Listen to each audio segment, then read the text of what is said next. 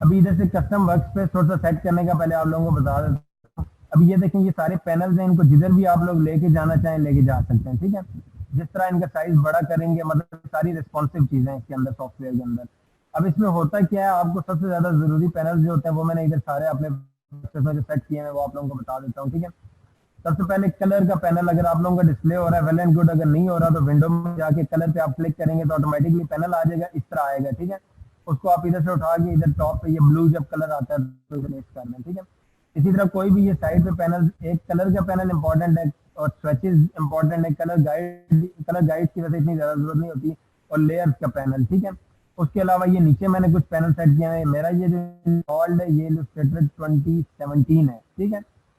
इसमें हमारे पास स्ट्रोक का पैनल है एक, और इसको थोड़ा सा हम लोग टॉप पे मूव कर देते हैं। अगर इसको आप इधर रख लें, इधर भी आप रख सकते हैं, अगर नीचे लाना चाहें नीचे भी कर सकते हैं, ठीक है। स्ट्रोक का पैनल है, और उसके अलावा आर्ट बोर्ड का पैनल है। लाइब्रेरी की इतनी खास जरूरत नहीं होती, इसको आप खत्म कर सकते हैं, ठीक है। अब ये जो साइड पे पैनल है ये सारे इंपॉर्टेंट पैनल हैं। इनमें हमारे पास अपीयरेंस, सॉरी इमेज ट्रेस का पैनल ये है। इसमें कोई भी पिक्चर वगैरह ट्रेस करनी है वो सारे फीचर्स इसके अंदर होते हैं। अलाइन का पैनल है एक ये, ठीक है। ये जो नेम है ये इधर से आप विंडो में जाके, अगर आपका पैनल डिस्प्ले नहीं हो रहा, मतलब मैंने ये सारे बाय डिफॉल्ट सेट किए हैं। अगर आपका डिस्प्ले नहीं हो रहा तो आप इधर से विंडो में जाएंगे और ऐसे क्लिक करेंगे तो ऑटोमेटिकली आपका पैनल आ जाएगा। उसको आपने जिधर भी रखना होगा रख लेंगे। अब इसका साइज अगर आपने बड़ा करना है, ऐसे स्ट्रेच करके बड़ा भी कर सकते हैं। वैसे इतना साइज इसका ठीक है जितना मैंने बाय डिफॉल्ट कस्टम साइज इसका रखा हुआ है, ठीक है। उसके बाद ब्रशेस का panel, sorry symbols, brushes, export, asset export और अपीयरेंस, ये कुछ पैनल इंपॉर्टेंट है टेक्स्ट प्रॉपर्टीज का, ठीक है। ये सारे आप लोगों ने, और ये पाथ फाइंडर, ठीक है। ये सारे पैनल्स आप लोगों ने साइड पे रख लेने अपनी वर्क स्पेस के अंदर भी, या इधर एसेंशियल्स की एक होती है, इसमें तकरीबन ये सारा इसी तरह सेटअप हुआ होता है, ठीक है। अच्छा, अभी हम आते हैं अगली चीज पे। ये सारे टूल्स हैं, इनको यूज करके हम लोगों ने काम करना है। अब दो चीजें आप लोग ध्यान में रख लें, ये दो, सिलेक्शन टूल और डायरेक्शन टूल का डिफरेंस, कि इन दोनों का मेन काम क्या होता है और इनमें डिफरेंस क्या है, तो आपको सारे सॉफ्टवेयर की समझ आ जाएगी। मतलब फिर आप लोगों को बार बार क्वेश्चन करने की जरूरत नहीं पड़ेगी कि यार ये कैसे होगा ये कैसे होगा, बस आप ये बेसिक चीज अगर ध्यान में रख लें, ठीक है। इसलिए ये पेन टूल है जिससे हम सारा काम करते हैं। क्लिक करके नेक्स्ट प्लेस पे क्लिक किया,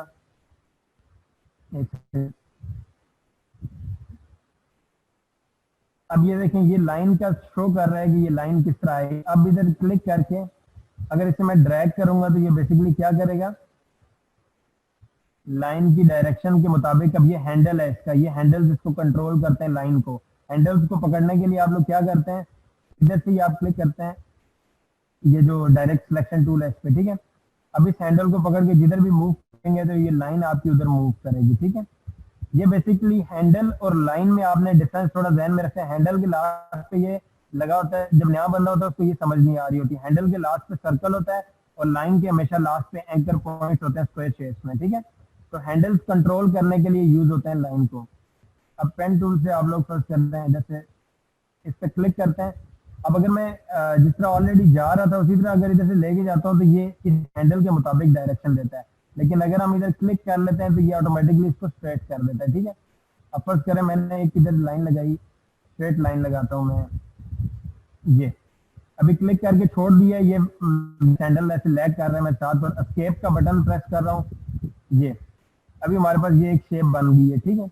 अब इधर से फर्स्ट करें, मैंने ऐसे लाइन लगानी है, बिल्कुल सिंपल चीज है पेन टूल से। इधर क्लिक करेंगे, ऐसे ड्रैग करेंगे। अब ये जो आगे आ रहा है ना, ये बेसिकली हैंडल की डायरेक्शन को शो होगा। भी होगा ना, मतलब आप ये देखें, अगर ये हैंडल आपका इधर होगा तो ये इसका थोड़ा सा कर्व लाइट होगा। अगर ये हैंडल आपका थोड़ा करीब होगा तो ये कर्व उसी के हिसाब से होगा। अभी मैं एक सेकंड आपको थोड़ा सा बताता हूँ। इधर अगर कर देते हैं तो आगे से वो हैंडल खत्म हो जाता है, इसको इसके साथ हम लोग कनेक्ट कर देते हैं, ठीक है।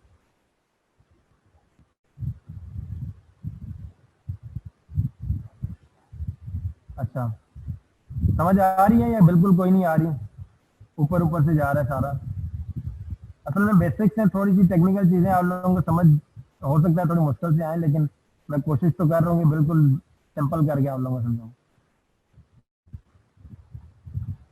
उस्मान चौधरी ऊपर ऊपर से, चलो कोशिश करो, थोड़ा सा गौर से देखो, समझ आएगी। मैं अपनी तरफ से तो बिल्कुल आसान तरीके से आप लोगों को समझा रहा हूँ, मतलब बिल्कुल ABC आपको समझा रहा हूँ, ये मतलब इंशाल्लाह आप लोगों को थोड़ा सा देखो इसको गौर से समझ आ जाएगा, ठीक है। अब आप लोगों ने क्या करना है, नहीं आ रही वो थोड़ा और गौर से देखें। अच्छा, अब ये देखो इसमें हमारे पास अभी ये जो शेप बन रही है इसी को थोड़ा सा हम लोग नीचे वर्कआउट करते हैं सीधे। इधर से हम लोग एक लाइन लगाते हैं ऐसे। अब इधर से स्ट्रेच, बिल्कुल बेसिक। जब भी ये देखो थोड़ा सा आपको साइड पे रफ एक लाइन ड्रॉ करके, अभी आ रही है वॉइस क्लियर है, आवाज मेरी आ रही है सबको? जी जी क्लियर है, क्लियर है। अच्छा अच्छा, ये बीच में मैसेज कर देते हैं वॉइस क्लियर नहीं है ये अब इन लोगों को रिमूव किया जाएगा, बीच में तो मैसेज आएगा। अच्छा अच्छा, इसके बाद आपने करना ये है कि थोड़ा सा मैं इधर साइड पे आप लोगों को बताऊँ, पेन टूल के सारे थोड़े से फीचर्स जो है ना, पेन टूल इधर से क्लिक करके, अब ये हैंडल डायरेक्शन को दे रहा है, शो कर रहा है।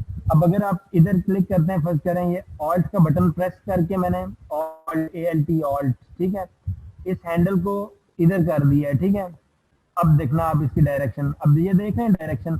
अब मैं इस हैंडल को थोड़ा सा और ऊपर मूव करता हूँ, ये देखें इधर मूव कर दिया, अब इसकी डायरेक्शन देखें, मतलब ये कर्व बेसिकली फॉलो करता है हैंडल को जिधर हम प्लेस करते हैं, अगर मैं इधर कर देता हूँ तो आप कर्व की डायरेक्शन देखें। इसकी समझ आ गई ये हैंडल किस तरह काम करते हैं इसके साथ, लाइन के साथ। इधर तक किसी को कोई इशू हो, हैंडल्स और लाइंस का जो मैंने बताया, इसमें अगर कोई चीज समझ नहीं आ रही तो बताओ। ओके ठीक है। अच्छा, अभी हम इसी शेप पे आते हैं जो हम बना रहे थे। जूम आउट, Z प्रेस करके थोड़ा सा जूम आउट। अच्छा जी, अभी पेन टूल हम उठाते हैं फिर से इसी पॉइंट से। पेन टूल से जब भी आपने लाइन लगानी है, किसी भी मतलब प्रीसीडिंग लाइन को फॉलो करते हुए अगली लाइन लगानी है, तो आपने हमेशा एंकर, इधर जब एंकर लिखा हुआ आएगा टेक्स्ट, तब आपने उसको क्लिक करना है, ठीक है। इधर से क्लिक करके दोबारा से ऐसे ड्रैग कर लिया, इधर से हम लोग इसे ऐसे कर देते हैं। और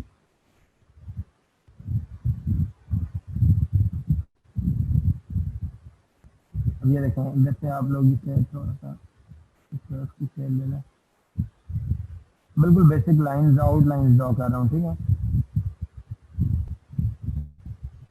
ये हो गया, ठीक है। अब ये हमारी एक नाइफ की तरह वाली शेप बन गई है। अब इस शेप के अंदर किस तरह आप लोगों ने काम करना है ये थोड़ा सा आप लोगों को बताता हूँ। कलर किस तरह चेंज करना है, और एक सेकेंड, सॉरी। अच्छा, इसके अंदर आपने कलर किस तरह चेंज करना है, आउटलाइन, स्ट्रोक्स वगैरह, ये सारी चीजें। अब ये बेसिकली सारा काम मैंने किससे किया है, सिर्फ एक पेन टूल को यूज करके। अब पेन टूल में ही डिजाइन के अंदर मैक्सिमम काम हो जाते हैं, उसके अलावा आपको सिर्फ एक इस पैनल की जरूरत पड़ती है शेप्स की। शेप्स में हमारे पास rectangular shapes, circular shapes, polygon, star, ये सारी शेप्स अवेलेबल होती हैं, ठीक है। अब ये देखें आप, इसमें अगर हम किसी भी चीज को सिलेक्ट करने के लिए आप या उस पर क्लिक करें, अगर क्लिक करके नहीं करना चाह रहे तो आप ऐसे हाईलाइट करेंगे किसी भी कॉर्नर को, तो उसके जितने भी एंकर पॉइंट होंगे वो ऑटोमेटिकली सेलेक्ट हो जाएंगे, ठीक है।